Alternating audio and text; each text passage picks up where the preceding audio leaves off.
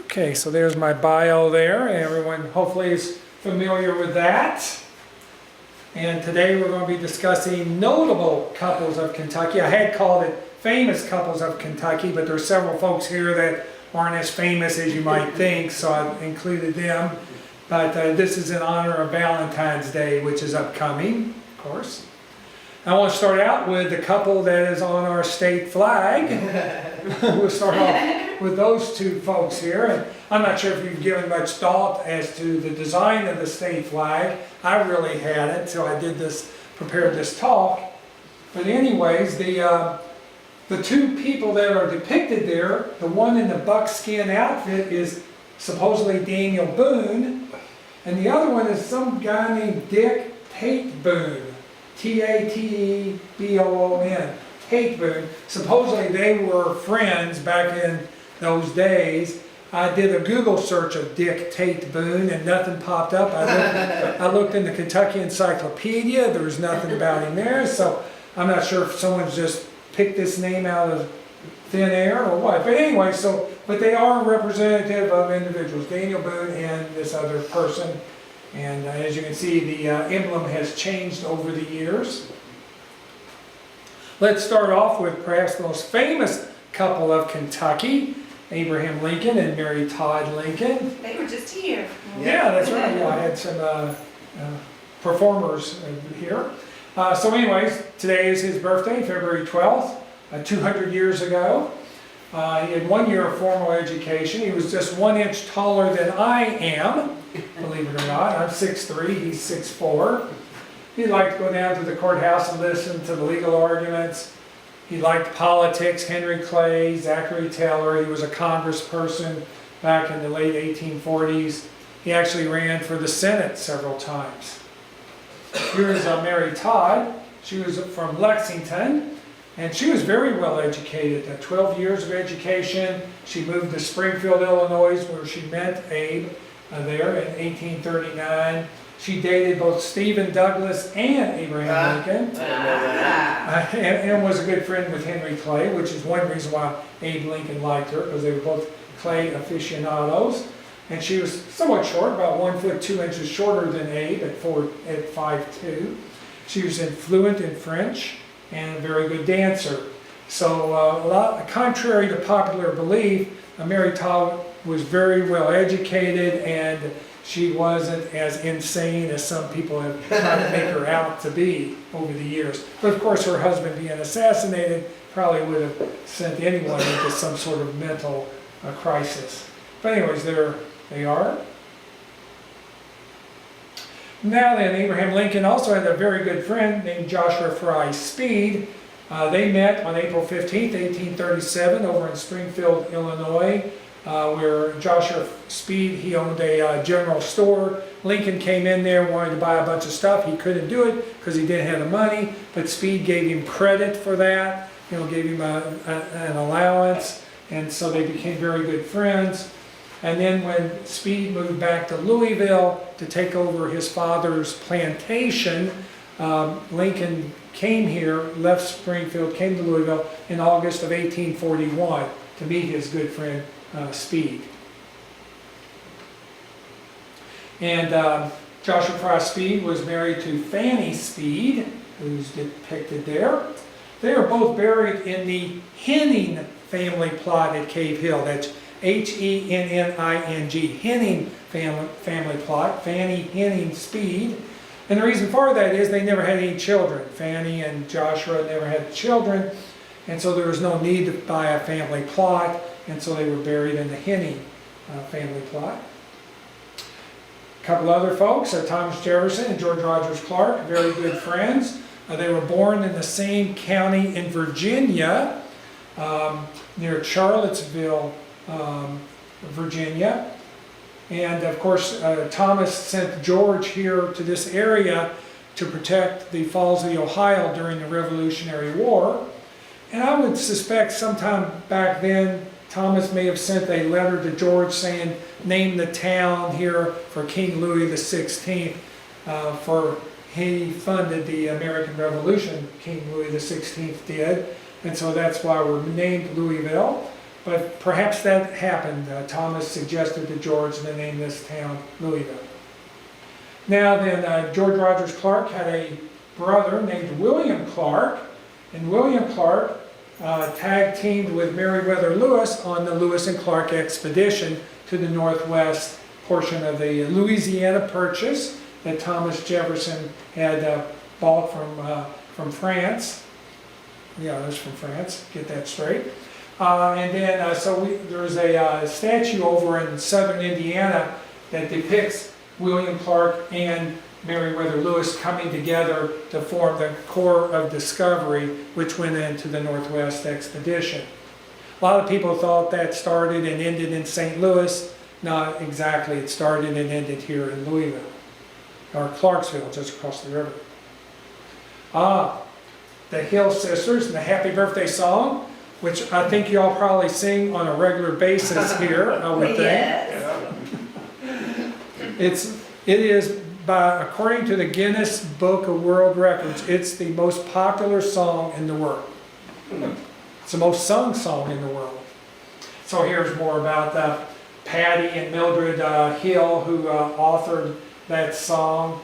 They wrote a song called Good Morning to You that they adapted to Happy Birthday to You for one of their friends. Here are the birth dates for Mildred Hill, June 27th, 1859, and her sister Patty, March 27th, 1868.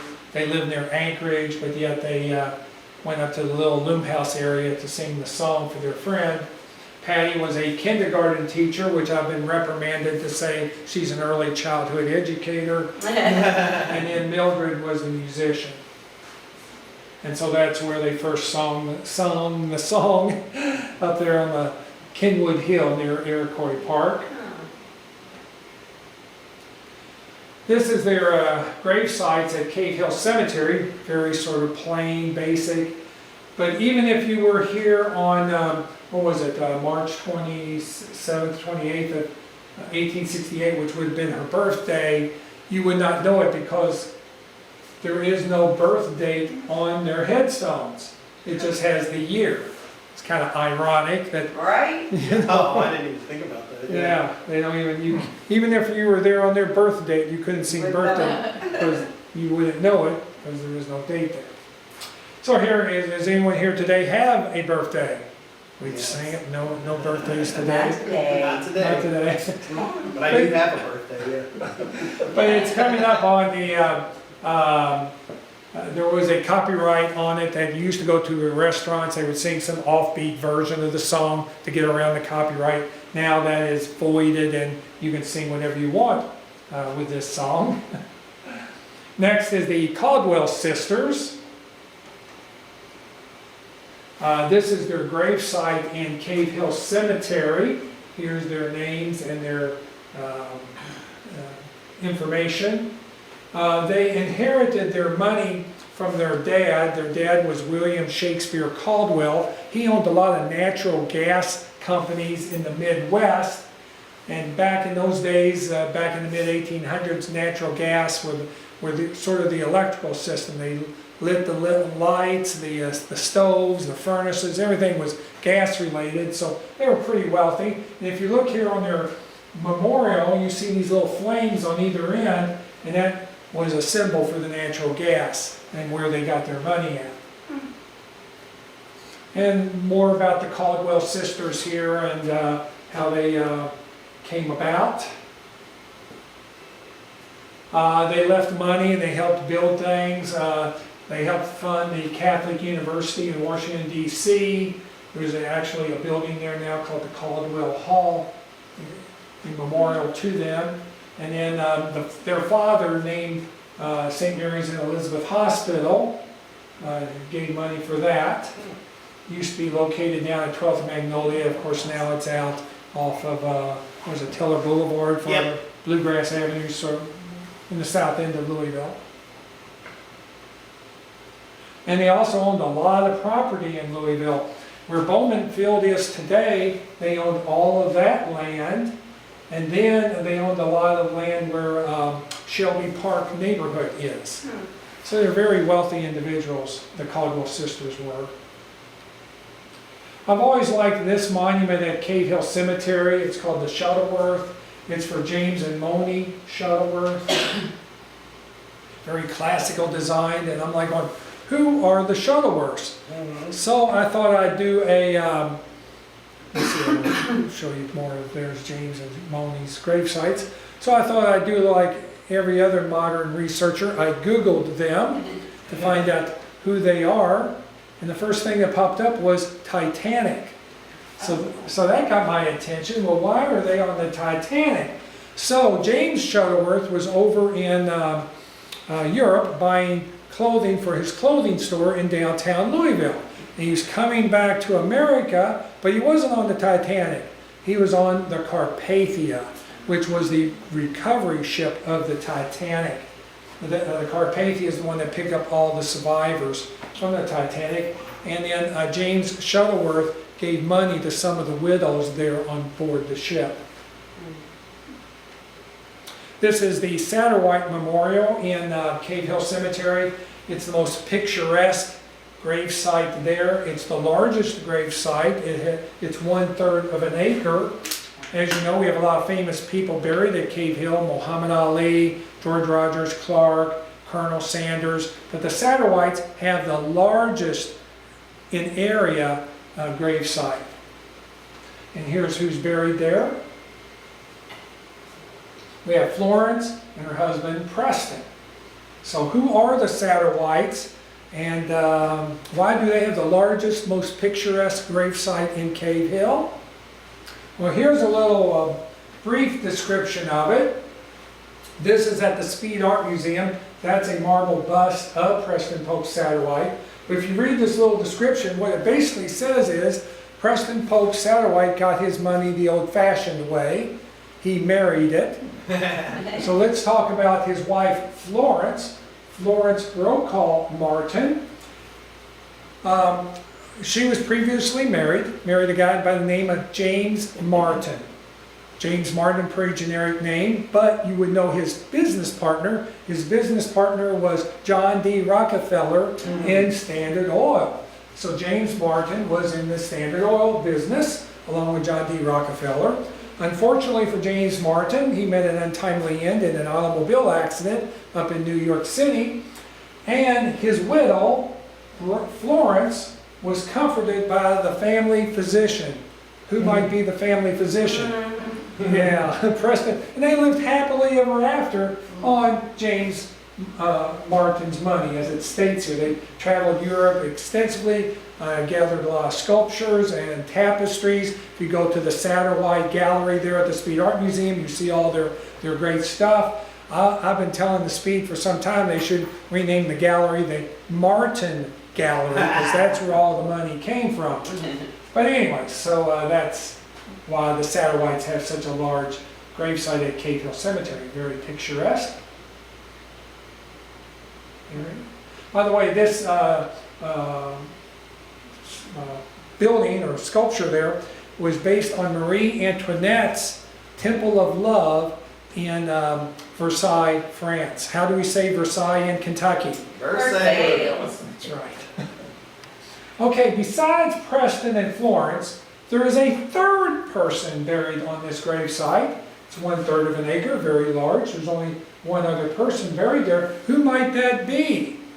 You might think it would be a family member, right? Yeah, it's like somebody's mother. Well, it's kind of close. It's the family maid, Elizabeth Wake. She was from England.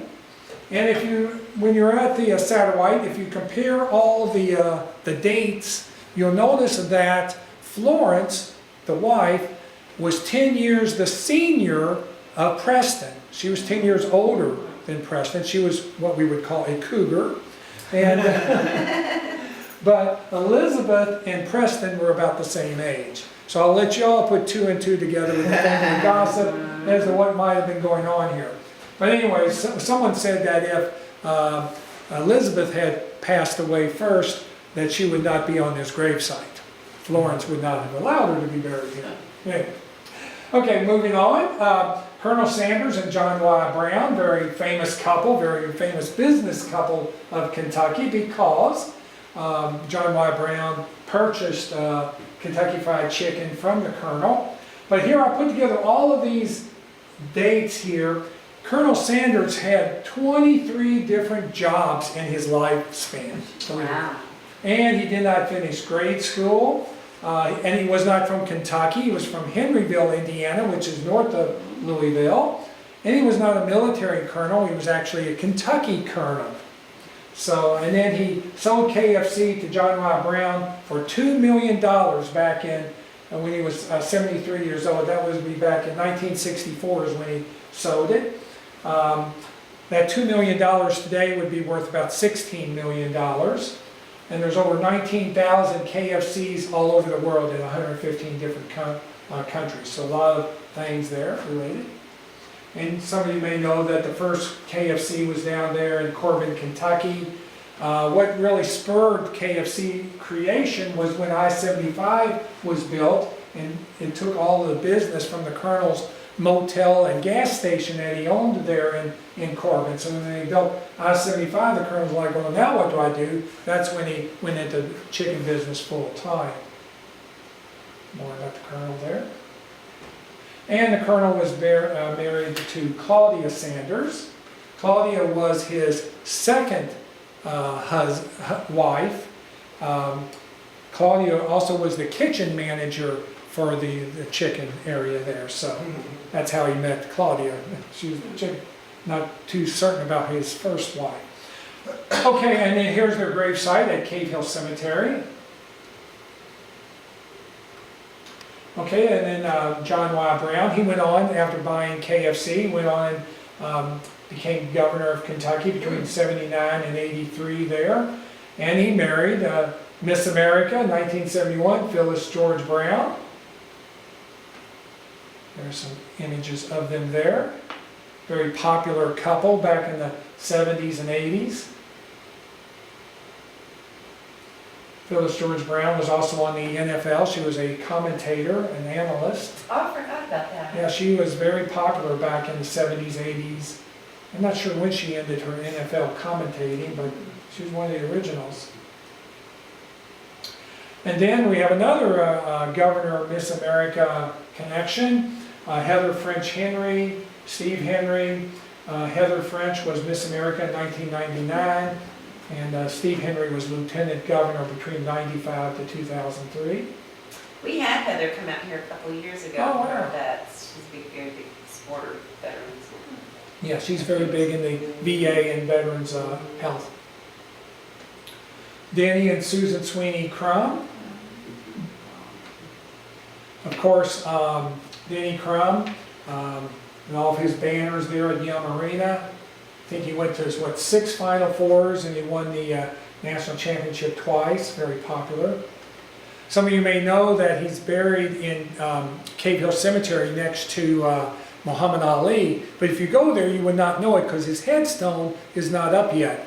Danny died, I think, in May of 2023, several years ago, and the headstone was on a boat coming from India through the Red Sea up into the Mediterranean. I forget the whole logistics of it, but it was in the Red Sea when the Houthi rebels torpedoed it and sank the ship, so his headstone is at the bottom of the Red Sea, and they had to order a new headstone, which has yet to be installed.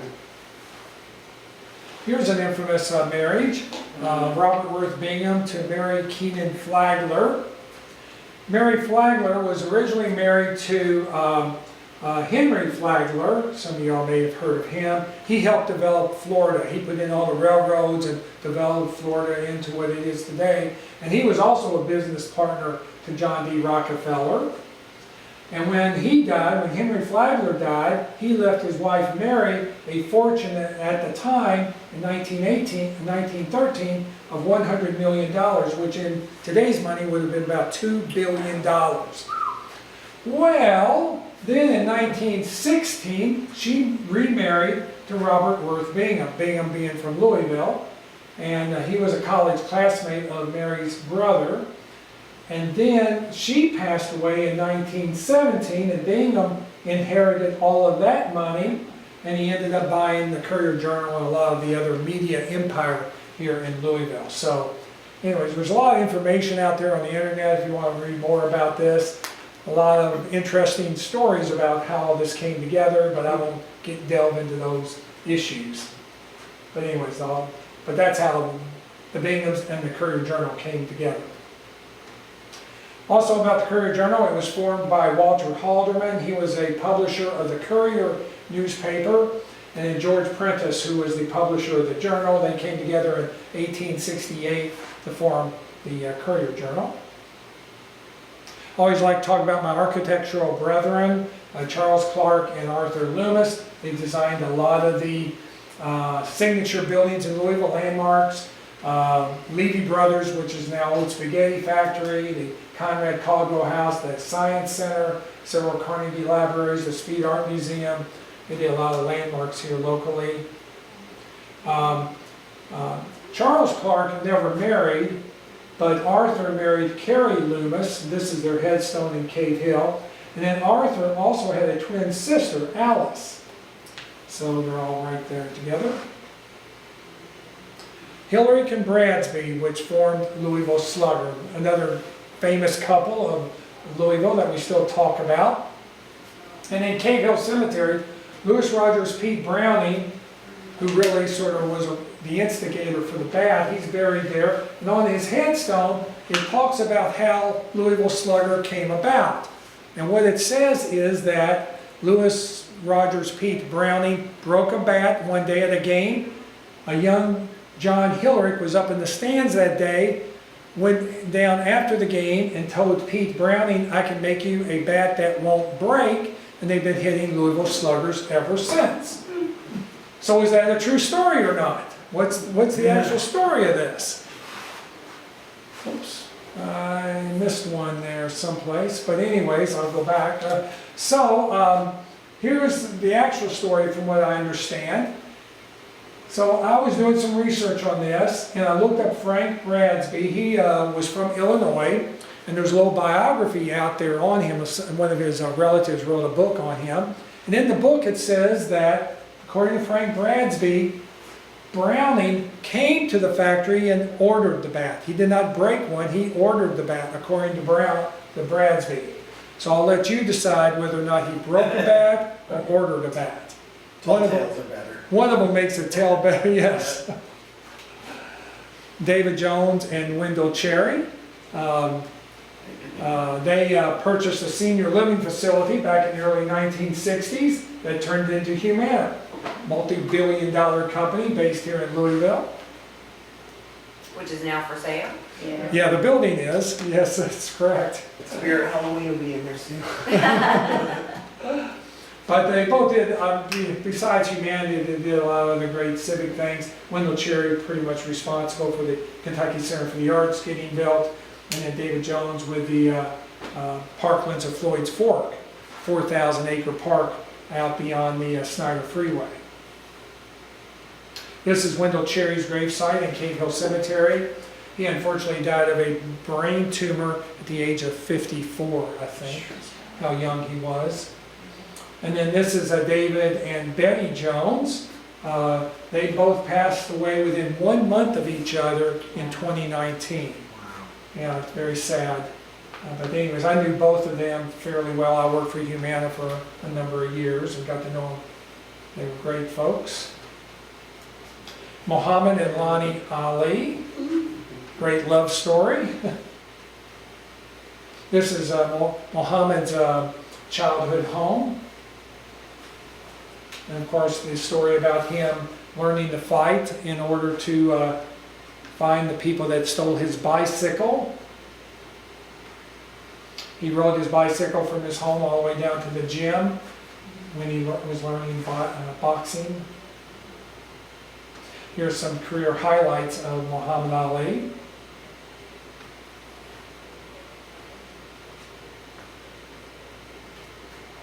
Some more photographs. He loved being photographed, as we all know. And then, of course, the Muhammad Ali Center there down on the waterfront of Louisville.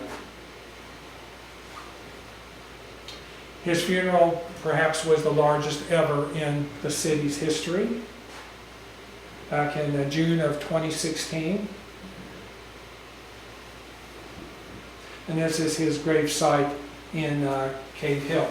Now, Muhammad is buried sort of untraditionally. He's buried parallel to the roadway. Most of the grave sites in Cave Hill are perpendicular to the roadway. He's also turned on his side, and he's facing Mecca in the a Muslim tradition. So all Muslims must be buried facing Mecca, is how that is. So that's how he's buried. By the way, I failed to mention, Colonel Sanders was buried the traditional way. He was not cremated, or else he would be extra crispy. You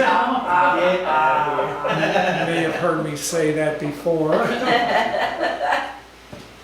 So yeah, he was traditionally buried. I love this monument at Cave Hill, this dancing couple, as we call it. It's Jack Zender, who passed away a few years ago, and his wife Jean. He named her Geranium, is what his flower, if you will. But they love to dance, and thus, if you see, this is the mausoleum that he's buried in. I take it I don't have whether or not she's still alive. We don't know, but the dancing couple is right adjacent there. This is another different couple. This is a mother. This is the mother, and this is her son. I don't have too much information on them. I do know that when this statue arrived at Cave Hill, the mother got up next to it, and there was a perfect image of her standing there.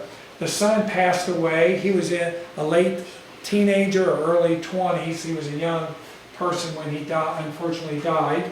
And they're holding swords, and they have wings on, and the reason for that is they're there to fight evil spirits in the afterlife. So it's kind of interesting. Looks like what your grave site would look like, stuff. Yeah, pretty much. Except for I'd be in a Superman costume.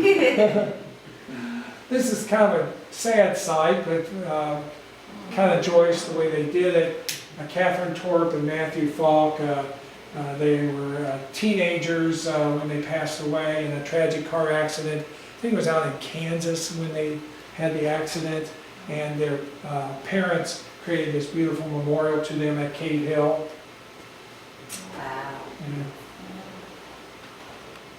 Wow. The Gaines family. Anyone here was a school teacher or in the school system?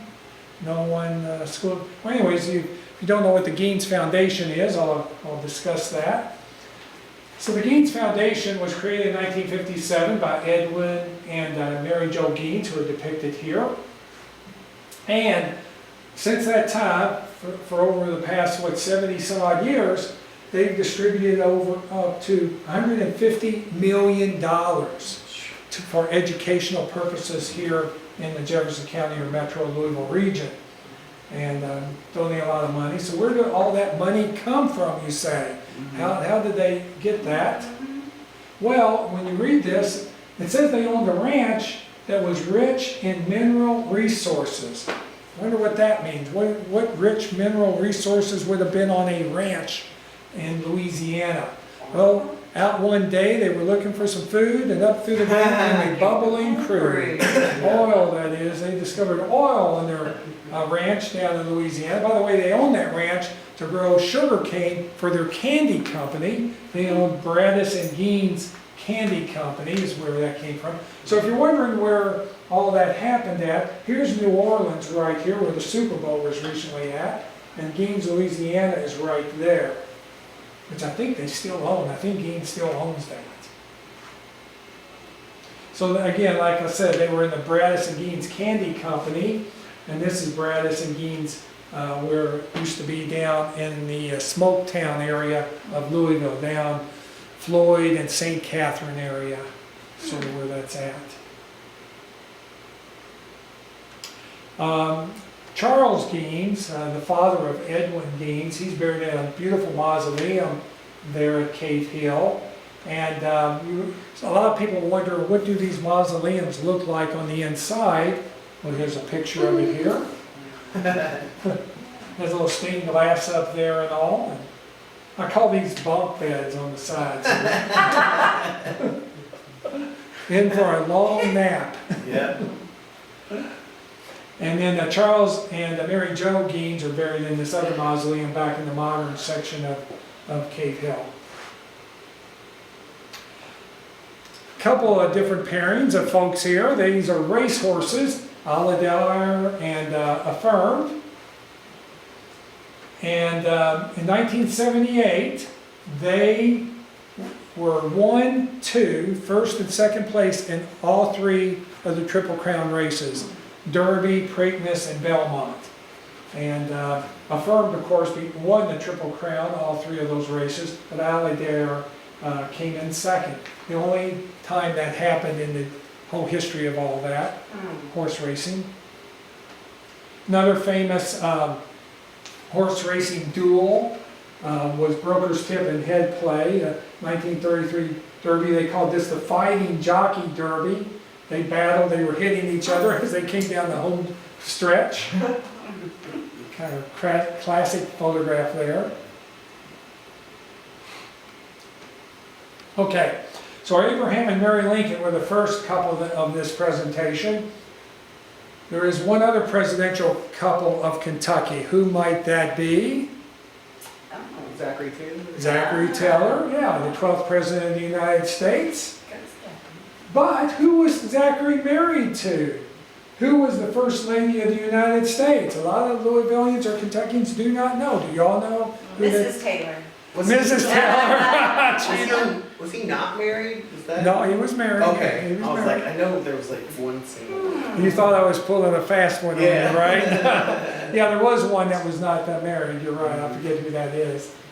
But here you go. Oh, Peggy. Margaret Mackle Smith, Peggy Taylor, yes.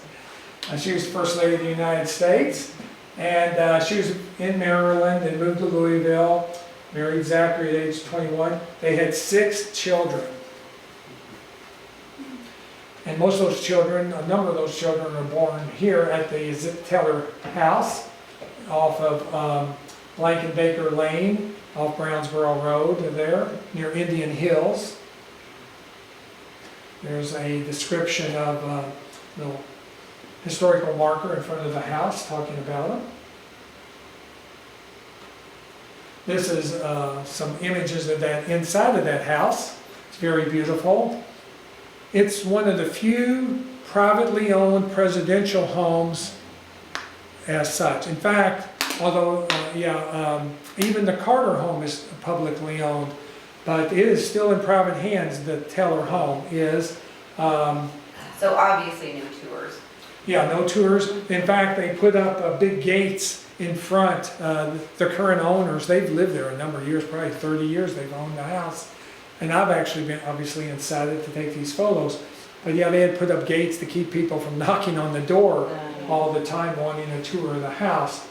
And the hope is that sometime in the future this will become a public home. And to do so, though, it's in a very dense residential area, and they would almost have to run vans. You know, you'd have to park and ride to get to the house. I'm thinking probably from the nearby Zachary Taylor Cemetery, they could probably park the cars there and then take the little van around to see it. This is the way I envision it possibly happening. But here's the back side of the house. Here you can see the gates that they put up. Yeah. They used to not have gates a number of years ago, but they had to put them up to keep people from coming inside.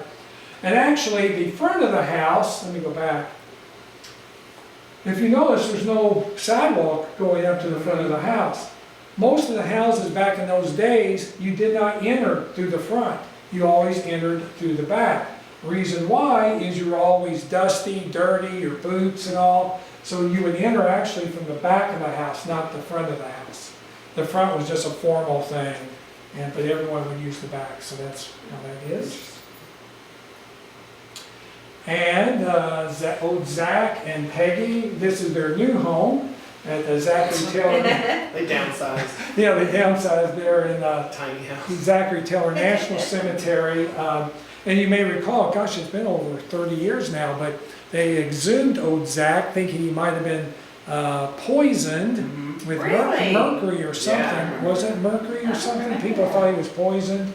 And so they exhumed him to check it out, which turned out no, he was not And he still had his eyebrows, they said. His eyebrows were still there. But anyway, so that's it, and you can easily go see them at Zachary Taylor National Cemetery in that mausoleum. And, come on, I hit the button there, let's see, I hit it again. Well, for some reason, it's not moving forward. And it's not, but anyways, that's the end of it. At the very end, I have some ghosts playing with me here. So anyway, so that's the end of the presentation. Any comments on that, or any other famous Kentuckians that you Well, I want had a question.